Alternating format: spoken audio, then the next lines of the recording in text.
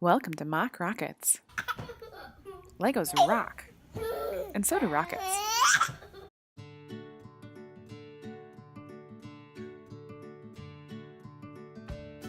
SpaceX is capturing our attention these days like no other company or agency.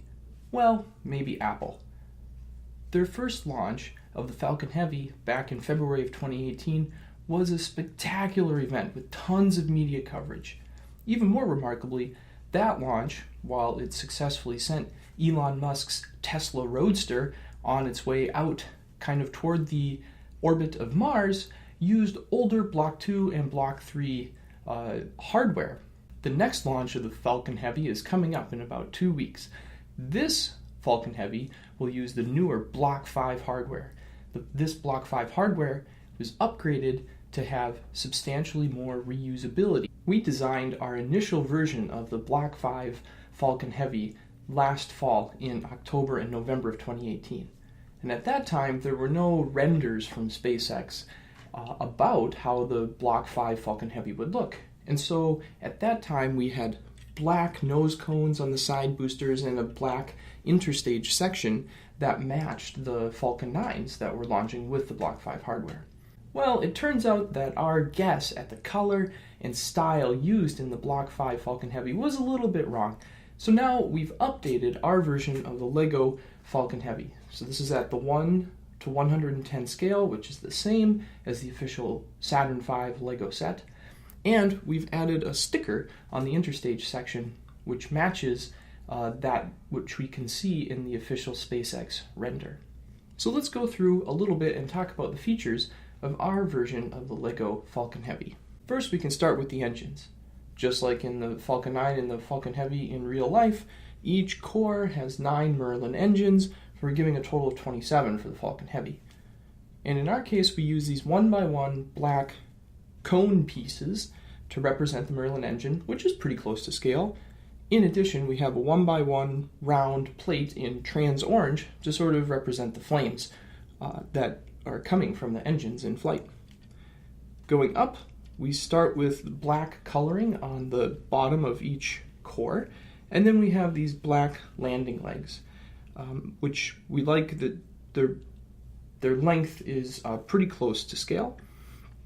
And then, as we go up the stage, internally there's a lot of 2x2 round bricks and Technic axles to make it nice and strong.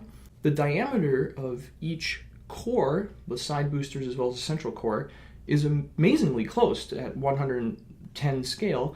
It's about within 5% of what it should be, which is really impressive at this scale. We really didn't like using jumpers to accomplish the rotation that's necessary to connect the side boosters to the central core. The reason is that the corners of the 1x2 part of the jumper sort of stick out and they ruin the nice round symmetry that we have going down each core. So we didn't like that. Instead, what we developed was a unique rotation method using 1x1 round plates as well as some tiles, in addition to a Technic axle or a bar that goes right down the center of everything to keep it nice and strong.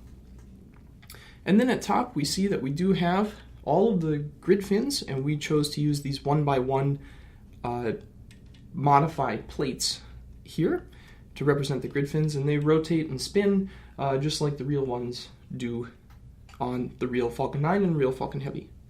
To connect everything, we have bar connections both at the bottom and at the top, and that's pretty strong.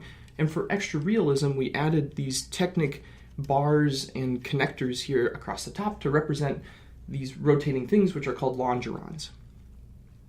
Then, as we go up, we printed our own sticker using a clear shipping label. And that's a little bit tricky. It's fairly easy to do with white. However, the white part of the shipping label is not as much brighter than the white part of our cylinder pieces, as well as bricks and plates that we use.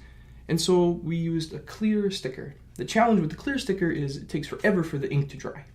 So we have to print it and then wait a day or two, and I'll upload some of the details about how we did that. And then going up, we have a second stage, which disconnects, as well as the payload fairing, which also pops off. So let's look at some of those parts now. Okay, so we can see that the longerons can spin around their axes here, like this, and we can detach each side booster, and the little bars, sometimes they don't pop off the right way, so we can just pull them out, like this. They sneak out just fine. Oop, there we go. Pop those out. Okay, so now we have the longerons. They're spinning around, and the core booster can continue on its mission. The second stage can pop off. Payload fairing can pop off as well. So now what we're left with is the upper stage of the Falcon Heavy. Can deploy its satellite, and here we're just using black 4x2 tiles to represent maybe some solar panels. So maybe this is some sort of a communication satellite or something like that. Thanks for watching. Hope you enjoyed this video, and I hope you enjoy the upcoming Falcon Heavy launch that's about to occur in a couple of weeks. Please follow us on Twitter, click subscribe, leave a comment, or check out our instructions available on rebrickable.com. And we're launching a new website, www.mockrockets.com. Please check them out, and thanks for watching.